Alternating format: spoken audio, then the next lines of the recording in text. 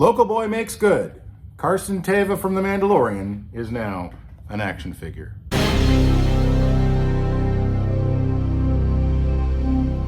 I must now turn in my Canadian credential and admit that I think I've watched like maybe a third of an episode of Kim's Convenience, and that's it. I realized recently I'm just actually not that much of a sitcom person. You know, not since I was a kid have I really dug a sitcom. But we all know this guy. He's a wonderful collector. Have you ever seen his collection? It puts 99% of us to shame. It's crazy. And there is a certain, I hope this is true of him, it's certainly true of me, there's a certain vintage of Star Wars collector where the greatest achievement in life, like forget Oscars, Emmys, Nobel Prizes, going to space, whatever, the greatest achievement in life would be they make a Star Wars figure of you. So much glee for Paul that he got this done, that this is a real thing. And he kind of had to campaign for it. I mean, I don't know if he really had to campaign for it. I feel like Carson was a pretty easy layup for Hasbro. It was probably going to happen at some point, but that is just one hell of a situation. Good for him. I'm so happy for him. I hope there are a trillion of these in his house right now. Look at that right there. Ooh, plasticky. Just let's have a look at the belly. Because that's the big question, right? Is how portly do you want to make the character? And this is nothing about the actor or any criticism of a person's body.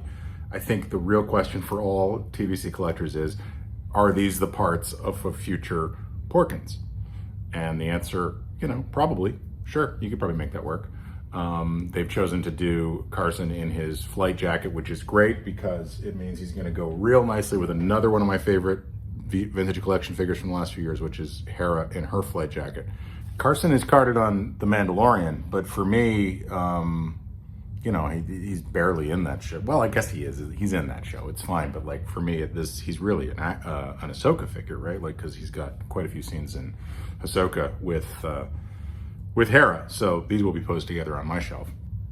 Wow, that's a really good head sculpt, and I'm never going to display it with the bald spot showing because I'm always going to have the helmet on because the helmet is badass. Accessories are his helmet and a big son of a gun blaster. Look at that. Yes. Beautiful. Try not to actually destroy his elbow as I pose him. There we go. New joints. Always nerve-wracking. Oh, there we go. God, those are tight elbows. I think it's partially just because of how they're positioned.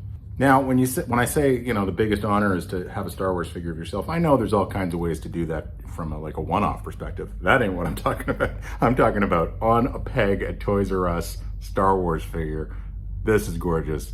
What a great addition to the line, and just generally a good addition to the line because I think the design, I mentioned it earlier. I think the jacket is great. It breaks up the solid wall of orange pilots that one can sometimes end up with. I think that is just really nicely handled. So I'm very happy that this is in the vintage collection. Now that's one of my favorite releases of this year.